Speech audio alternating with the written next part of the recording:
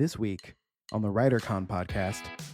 People always ask you, or they say, "Oh, you're not going to make money writing books." And I always tell people when you write, and my response to that comment is that I'm making me. I have to make me, and when you're writing, you're making yourself, and really having that. If you're thinking about, I'm just doing it not to make me, but to make money, well, why are you doing it? You're making yourself. So, welcome to WriterCon, a gathering place for writers to share their knowledge about writing and the writing world. Your hosts are William Bernhardt, best-selling novelist and author of the Red Sneaker books on writing, and Lara Bernhardt, award-winning author of the Wantland Files book series. Hey there, writers. Thanks for joining me and Lara and Jesse. This episode is going out on Oscar Sunday, so many minds may be turning to the movies rather than books.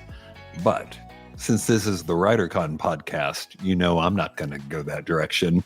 Here's a fact you may or may not have known. Fully 75%, in fact, a little bit over 75% of all films that have ever won the Best Picture Oscar were based on books or plays. That's 75%, which might make you wonder why these glam movie awards get so much attention and the books they are almost completely dependent upon do not.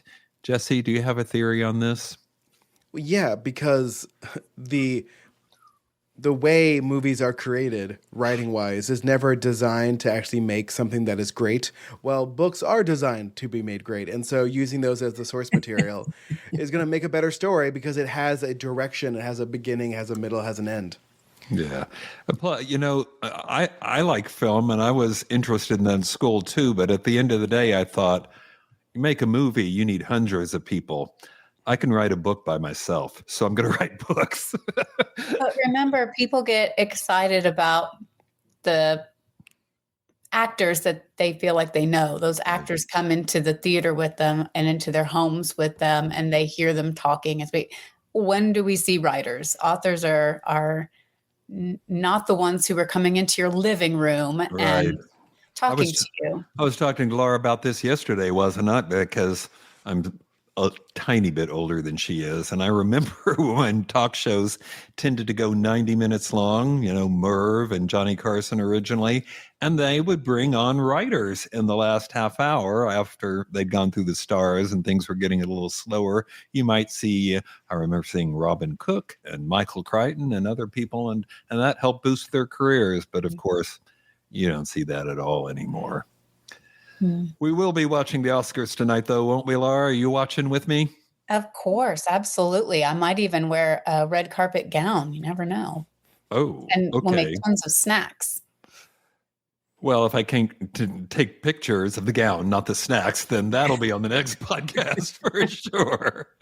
Okay, our interview today is with Stephen Joseph, who has a rep for being cranky, but fortunately his books will leave you laughing your cranky little head off. In his latest book, Cranky Superpowers, Stephen dives into the quirky, unexpected aspects of life that get under our skin. We're going to take a deep dive into this book and his related other cranky books and his theories about crankiness and how that relates to writers. But first, the news.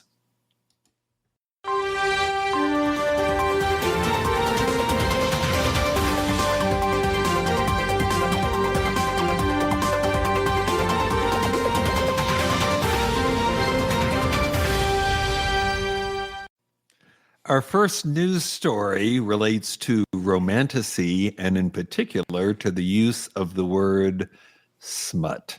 Yes, you heard me right. S-M-U-T. Used to be bad, but Gen Z is reclaiming it in a positive way.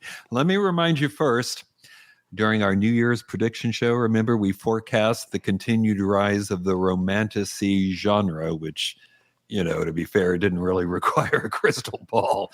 But the genre has ballooned to such an extent now that New York publishers cannot buy it fast enough. And some people are wondering if they're buying anything else. There's also been a fascinating response to snob critics continued use of the word, the one I just said, smut, to describe these books. Basically, people saying, well, all you're really saying is that it has sex scenes, and what's wrong with that? Okay, here's my Romantasy one-on-one. As you probably already figured out, even if you didn't know already, that word is a portmanteau of romance and fantasy applied to novels that blend elements of both genres. And Romantasy authors are selling well, very well right now, in part because of their huge popularity on social media, particularly TikTok. Sarah J. Maas's publisher, which is Bloomsbury, says that the videos with hashtags connected to her books have, wait for this, more than 14 billion views on TikTok alone. Yes, you heard me use the B word, 14 billion of these.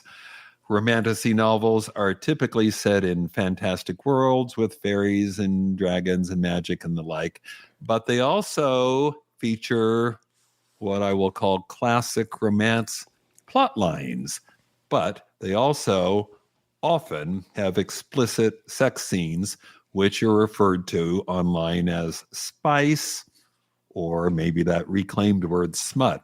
Another author of this genre, Carrie Maniscalco, she's written a book called Throne of the Fallen, says that spicy books allow, quote, a safe space for readers to explore their own fantasies in an unapologetic way. So, Lara, of course, I'm going to turn to you first. What's your take? Why are they reclaiming smut and basically saying, hey, what's wrong with that? I want to know if smut was ever applied to a book written by a man. Why are we reclaiming that? It's take it back. Yeah, I know the answer to the question. The answer is Jesse? no. The answer is no. Jesse is absolutely correct. Thank you, Jesse, for answering that question for me. Did we see this applied to Game of Thrones, those books in his series? Absolutely not. And what they're talking about here is in the romance books where the women are more empowered and the sex is consensual. This is a safe place for us to explore this aspect of our life. Whereas in Game of Thrones, we very often see sexual violence within it. And so why is it that that's considered more okay, and yet these romance books are smut? I'll point out as well, the word smut originally referred to the black mess left behind in the chimney that you'd have to clean out of that. So the dirty residue that was left over. So it's trying to make it into something dirty and gross. And I love that we're taking that back and saying, that's right, whatever. Smut author, smut reader, whatever. We can be okay with female sexuality, everyone. It's okay. It's okay. It's all a matter of opinion, isn't it? I mean, I don't know if anybody used the word smut, but I do very much recall that, when Ulysses by James Joyce, now often considered the greatest book of the 20th century, but it initially couldn't be published in the United States because it was considered pornographic because it had sexual content. And Bennett Cerf, owner of Random House at that time, actually had to go to court to get a declaration on this subject. And the judge, you can read the opinion in most copies of Ulysses now, the judge basically says, it's kind of boring, but pornographic? No. I actually did read about that case in the paper that I wrote in my legal class when I was working on my degree, where I was talking about book banning and why it's unconstitutional. And that's actually one of the very first times that book banning was challenged here in this country. So I probably should have stipulated that I was referring more to current time. Well, even but then, still, I don't. yes. I think right. Things change. But I think you're totally right, though, about the smut. That's something people say. That's something some critics say about romance novels, because let's face it, despite the fact that romance is the most popular genre, it is never treated well by critics. It is completely ignored by some publications like the New York Times, which are now struggling to have a decent bestseller list when they don't want to acknowledge the existence of the books that are actually bestsellers. But, why has romance fiction always been trashed? It's because it's fiction by women for women, right? I believe it. And so it became a disparaging term. Absolutely. You hear people talk about trashy romance novels. I mean, compared to what? Does anybody say a trashy legal thriller? I mean, some of them are, but you don't hear people saying that, right? All right. News story number 2, which has to do with AI audiobooks, something I think both of you can relate to. There's been a lot of talk lately, of course, about AI, and we in the book world are wondering how that's going to be used in the world of books. But clearly, its first prominent appearance is going to be in the world of audiobooks. AI audiobooks, that is, books narrated not by a human being, but by an AI voice, are actually gaining popularity, both with authors and readers. FYI, if you don't know this already, there are various places where you can get one of these AI narrated books. You can get them at Apple through Draft2 Digital, or you can go to Google Play and other places, usually at no additional cost, thus giving you an audiobook without paying for or sharing royalties with a narrator. And now, just to put the final clincher on this, AI narrated audio books are being permitted and officially being sold on all big 5 retailers, all 5 of them, and many, many others. Of course, what everybody really wants to know is, what about Amazon? Since Amazon owns Audible, which commands about, depending on the genre, between 60 or 75% of US and UK audiobook market sales. And the answer there is yes. They are already selling AI narrated audiobooks, and now they've opened a new program. It's in beta right now to help you, the author, create your own AI audiobooks for use through Amazon and Audible. I'll put the links to the beta site in the show notes so you can see it there. But Lara, going to start with you on this, since you are an actress and you have narrated many audiobooks. So what do you think about this step, which seems to sidestep human narrators? I am currently AI narrated audiobook curious. I have been looking into this. I'm half embarrassed to admit. I've worked very closely with a narrator who I absolutely love. And I find myself thinking, if it was me narrating my own books, I'd switch in a heartbeat. It would save me a ton of time. And that would be a great thing. It would just get that audiobook out there so much faster. With her in the mix, it makes me wonder though, I feel like we've developed a friendship, and I feel bad about cutting her out of that. Sure. Not that she's buying a guest house or a vacation home with the earnings from it, but she's an integral part of my process. But there are other projects that I think could perhaps benefit from this. I'm very interested. I'm intrigued by the idea, and I've been listening to some of the samples, and I was pretty impressed. Some of the samples, I thought, if I just heard that and you didn't tell me that was an AI, I wouldn't have believed it. Well, that's good. That's the highest compliment you could give something like this. So you didn't think it sounded metallic, or where each syllable goes.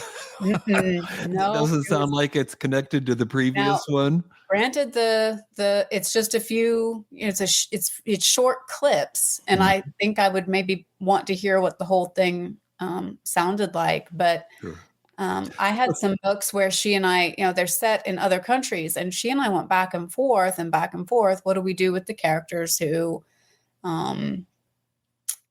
are different ethnicities, and we don't want to mimic that? We put a lot of time and discussion in how to handle that effectively. But this would enable you to just have it read in that particular voice. Right. And to be clear, there are some legit business reasons for doing this. Obviously, it's going to decrease the cost of creating the audiobook. Yes. And it also, I assume, I haven't done it either, but I assume it'll be much quicker since it's all automated. Jesse, would you listen to an AI narrated audiobook? Well, first of all, I don't listen to audiobooks, so that's a terrible question. So that's a no. But as an audiobook editor, I will tell you, I have concerns about this. Like, yes, it'll make one part easier, but it's not going to make the second part easier, which is editing the audiobook. Because especially with like fantasy and science fiction, what is it going to do with like the made up words, right? You're going to have to go back and phonetically spell that out. And also, how many voices are available? Are there voices that either speak in other languages or speak with the accents of other languages? I have a guess. It's very English speaking centric at the moment. Yeah, how would it know unless you told it somehow? But I haven't done it. It's pretty well. I know the answer to your question. There are some voices in different languages, and there are accents. But do you think you can tell the AI, okay, this voice should have a Spanish accent and this one should be French? And I mean, maybe I just, as someone who's used some AI voice stuff, like I would be okay with the author training the AI in their voice and then having it produce the audiobook from the text. What I don't like is the made up voices that who knows where they came from, whose voice that actually is. Because again, most of these AI voices are based off someone's real voice. And that was a hesitation of mine. Just like we've talked about scraping for graphics and scraping for producing samples of writing. I had the same misgivings about that as well. Scraping somewhere and stealing someone's, if that's the case, I can't really support the idea, get behind it. I think, I mean, there are definitely tools out there that you can use to like, for example, one of the programs I use to edit podcasts is called Descript, and you can train it to make an AI model of your own voice to fix like small mistakes that like, and I like sort of that model than just a random voice. I don't know where it's coming from. And also there is truly an art to a incredibly well-produced audiobook, like with like either multiple narrators or one of those great narrators who can do all different kinds of voices. And I just feel like there are some things, like with all art, that like, yeah, it might be easier and it might be cheaper, but I feel like it takes away from the magic that is an audiobook, which is really like someone reading to you. Do you want an AI voice reading to you? If you're okay with that, then go ahead. But like, I like to know it's a real person. Yeah, it doesn't sound warm to me. At the same time, I know, for instance, my youngest, Ralph, does listen to audiobooks, but he listens at them at 1.5, sometimes 2 times speed, because he thinks audiobook narrators talk too slowly. And if you're already listening to someone who's talking, really fast, how much worse can an AI? I mean, even if it's a human being, you can't tell it at that speed, right? So yeah, all right. True. Okay, DJ Jesse, cue up that music for us. Let's talk to Stephen Joseph.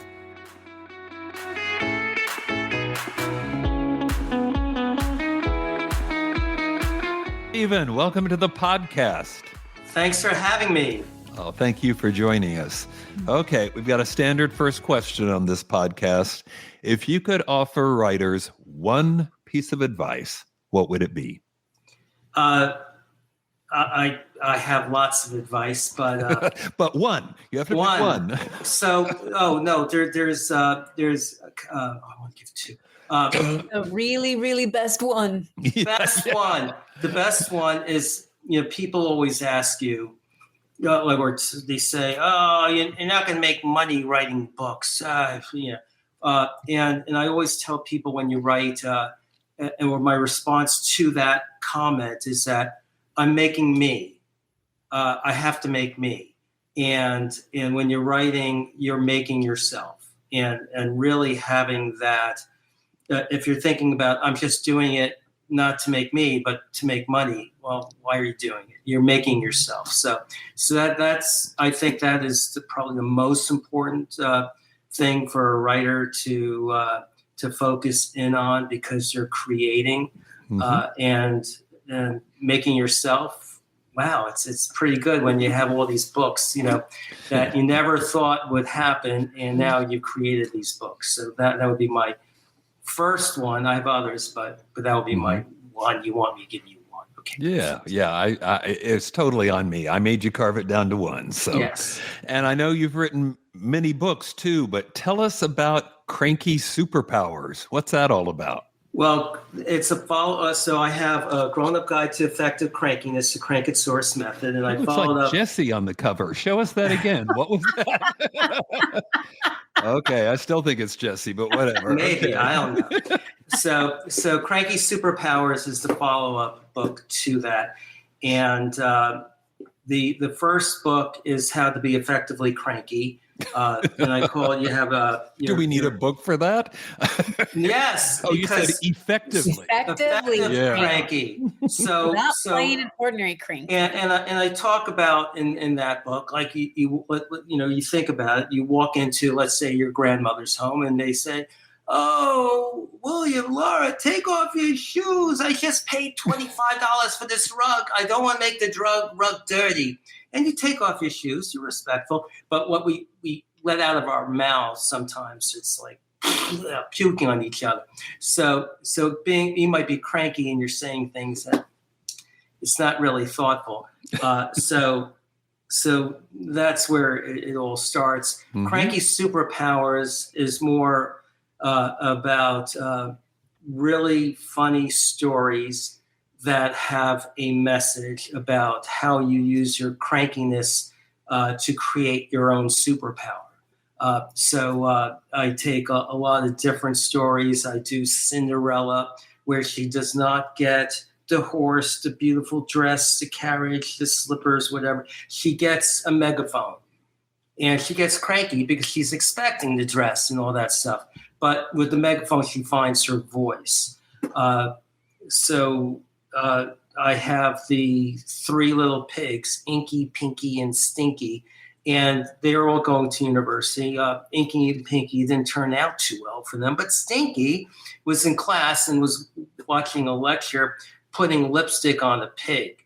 And Stinky was saying, what a stupid topic for a pig. Why would anybody want to put lipstick on a pig? Ugh. And Steve started daydreaming and came up with the idea of a brick house and thinking about how much fun is playing in the mud, and took care of a big bad wolf that way. And they named the town Stinky Town after us, which was really good.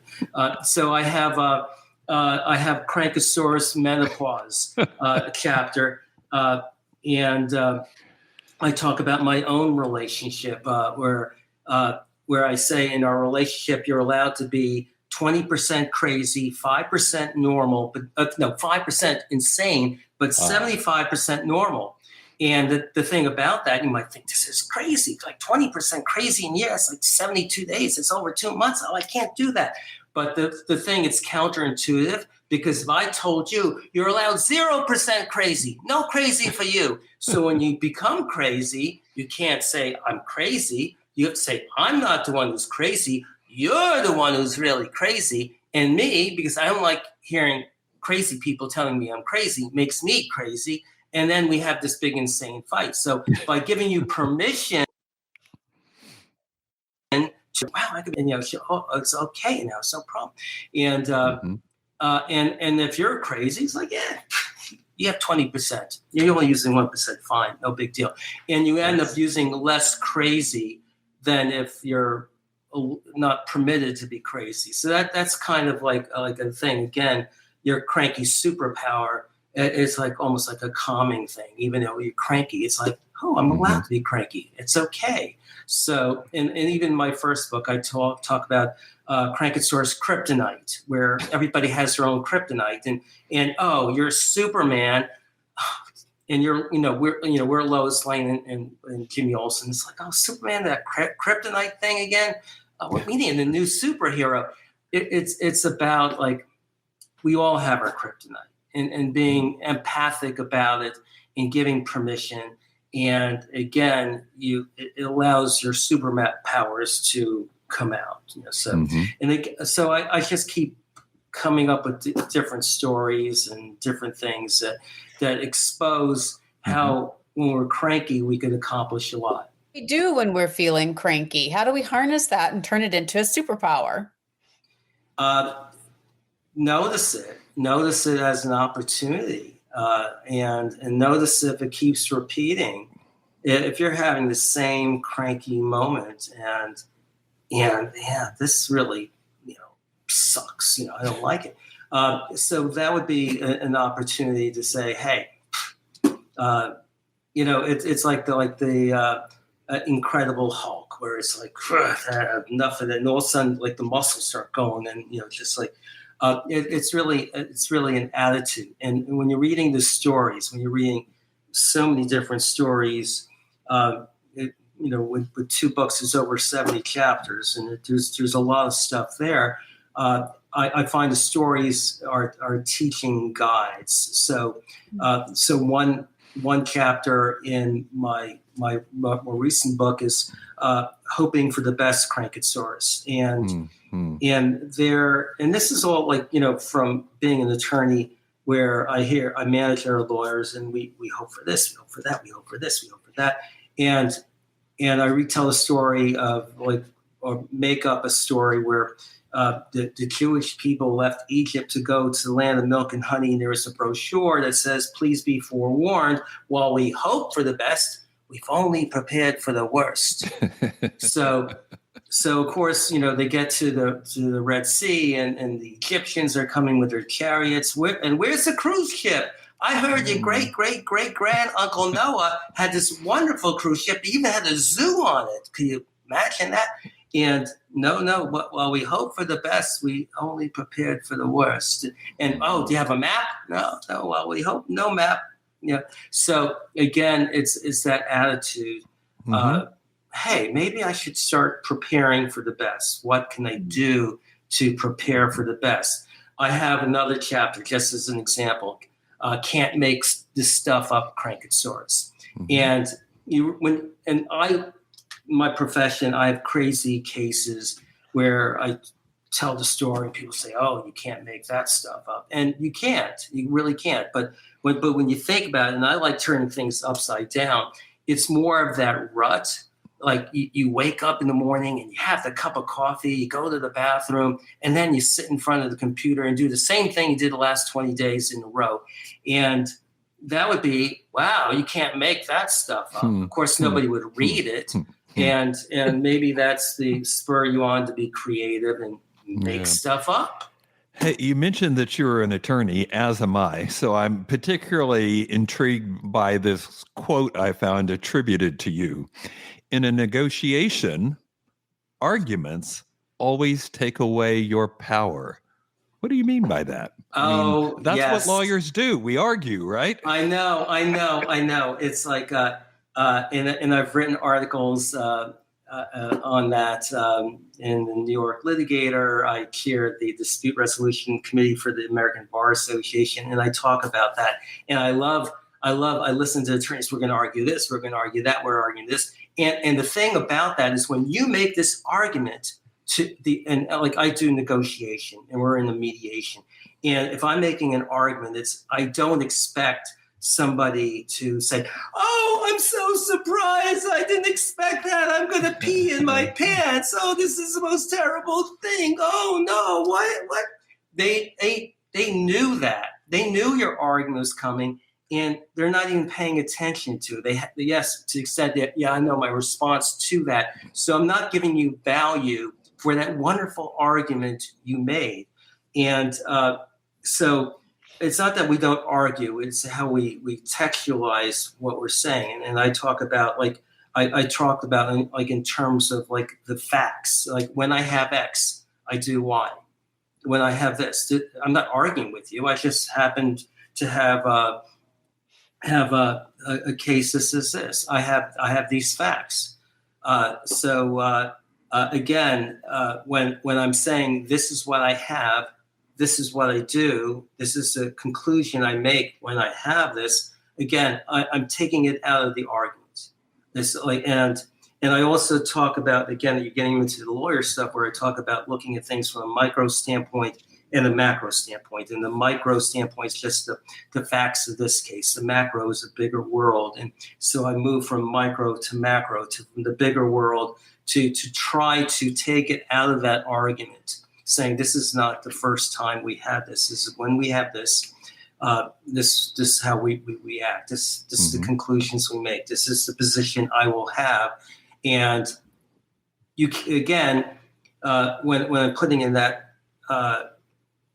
context. So if I'm negotiating a case, but I've had the same case 500 times before, I can't act in a different way. And that way, you can't argue what I've done 500 times before. You have to, no, Steve, I remember 235th case before that. Didn't you do something else slightly different? No. First of all, you wouldn't know that. And second of all, my answer is no, I didn't. No, I'm being consistent. You've referenced Crankosaurus a couple of times. I think you're maybe referencing your children's books. Is that right? Yes. So the first book was The Last Surviving Dinosaur, the Tyrannosaurus. And the word, and not saurus, but source. Saurus is the Yiddish word, Jewish word for problems. And so I talk about like, I think you have Saurus. If I had you at Saurus, I would be doing cartwheels. Nobody could outdo my Saurus. and it's always these 80-year-old women who talk about doing cartwheels, which is kind of funny. But that was a story about the smallest dinosaur on the planet who kept cranking out her Saurus till all the other dinosaurs vanished, except humans evolved from this tiny dinosaur, the Tyrannosaurus. And that's why when you were born, we cry because we're cranky. We come to this planet cranky. So it's because of that Tyrannosaurus. Stephen, one last question. What are you working on next? Well, I'm soon to release. So I have my kid books, my Snoodle series, Snoodles, Cadoodles, Poodles, and lots of noodles, and Snoodles in Space, Snoodle, the Zoodle, Cadoodles, and One Happy Schnoodle. Coming out, Snoodles in Space, Episode 2, The Zoodles Strike Back, which is a take on Willy Wonka and the Chocolate Factory, except the bad kids, and it's about shaming. Where like you think of a Charlie and the Chocolate Factory, where it's like the media was there and the TV stations and newspapers, and these poor kids, they made the wrong choices and they probably got shamed. And I make them the heroes. So I have Frumpy Whiny Woodle. Frumpy Fruddle has a Fitsy Witsy Papa Doodle, and he fits and wits and pop. And Wimpy Whiny Woodle has a Swizzly Twizzly Slime-a-Doodle, and first she swizzled, and then she twizzled, and she turned into a bucket of slime. But they become heroes in the end. It all works out. That's great. Hey, Stephen, thanks so much for joining us on the podcast today. Well, thank you for having me. Okay, bye-bye now. Bye.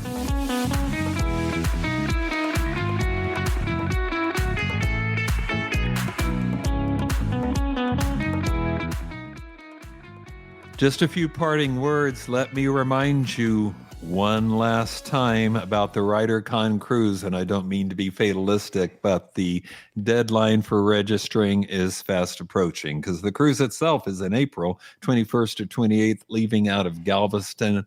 And I really hope that you will think about joining us. One, I can just about guarantee it will boost your writing career. Two, if you're concerned about money, and who isn't, take a look at the website. It is probably way less expensive than you think it is because we've kept this, our part of it, I can't speak for Royal Caribbean, but our part of it is bare bones because I want people in terms of markup, because I want people on this boat listening to people like Lara talking about women's fiction, or Jesse about audiobooks, or RJ about horror and science fiction, and Tamara Grantham about romantasy, and Catherine Sands, one of the best agents in the business. She was on the podcast just a few weeks ago. She's going to she'll spend an hour with everybody there. I mean, if you want to, she's not going to force herself on you, but anybody who wants to have a one-on-one with her or anybody else can. And that's in addition to over 20 hours of instruction, some of it classroom, some of it small group, some of it, assuming you want to do this one-on-one, which is what I really like. You know, you can give talks at conferences and that's fine, but I feel like when I'm really helping someone is when I've actually read their work and maybe marked it up and can sit across the table and talk to them about their book. That's what I really like doing. And of course, that's what we're going to be doing on this cruise and many other things, both work and fun related. So please consider joining us for the cruise. The website to get more information is writercon.com/cruise/ and that'll be in the show notes too, so you don't have to memorize it. All right. Okay. Until next time, everybody, keep writing. And remember, you cannot fail if you refuse to quit. See you next time.